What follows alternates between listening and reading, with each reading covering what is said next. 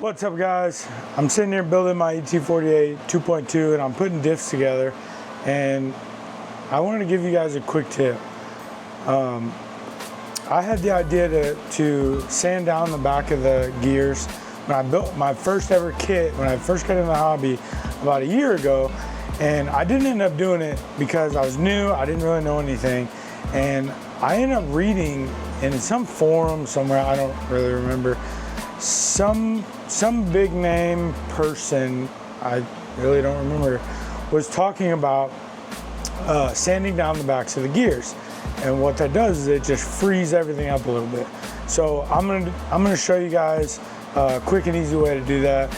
And I actually noticed a difference. The first time I rebuilt my diffs on my buggy, I went ahead and did that, and everything just spun so much more freely. So let's get into it real quick.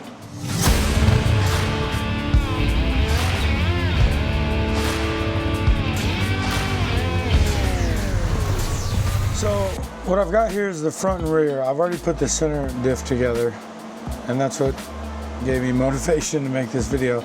But if you look at the back of the diffs, it's still got like the casting surface, which is fine. It's not bad, but it's not totally smooth. And what that little bit will do is it actually rubs on the plastic. And they do put those washers there, which do help. And we do the small ones too. I'm not gonna do all of them to show you, but so I take a 400 grit sandpaper. I wouldn't go any heavier than 400 grit. 600 is probably better. You can do 400, just I wouldn't push as hard or go quite as much. You want to be on a flat surface. This isn't the absolute flattest surface, but I know it's flat. I know it's flat. So you take your gear and you just set it down.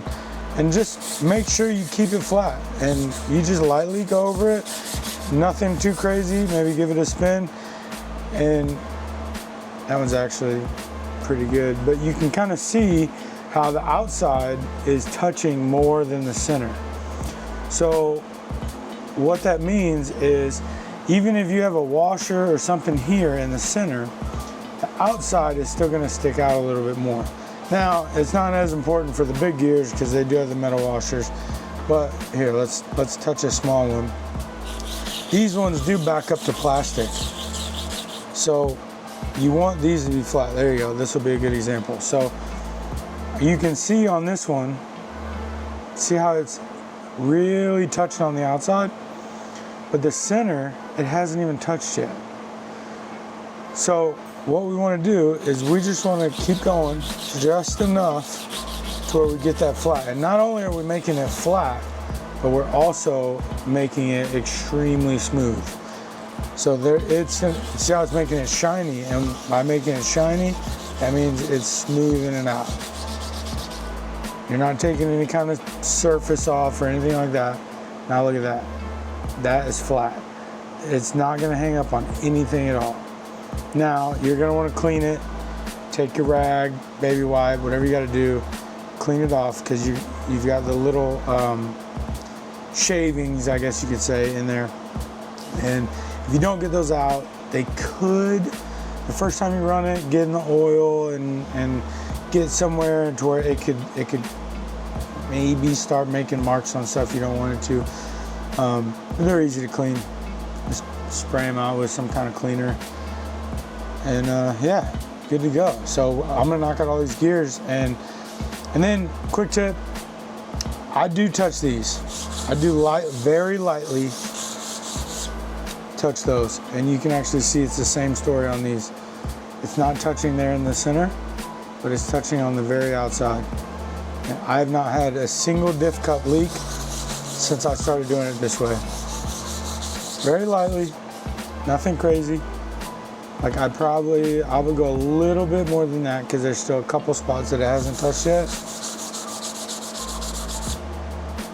That's it. That is it. I won't go any more than that. I mean, I'm barely taking anything off. And you can still see, like up in this corner, it's still just barely touching it, but that's okay because we're just making it flat. We're not trying to totally resurface it. We're just taking out the high spots. So I'm gonna clean this up, slap it all back together. You don't have to worry about these. These are steel. But yeah, hope that helps.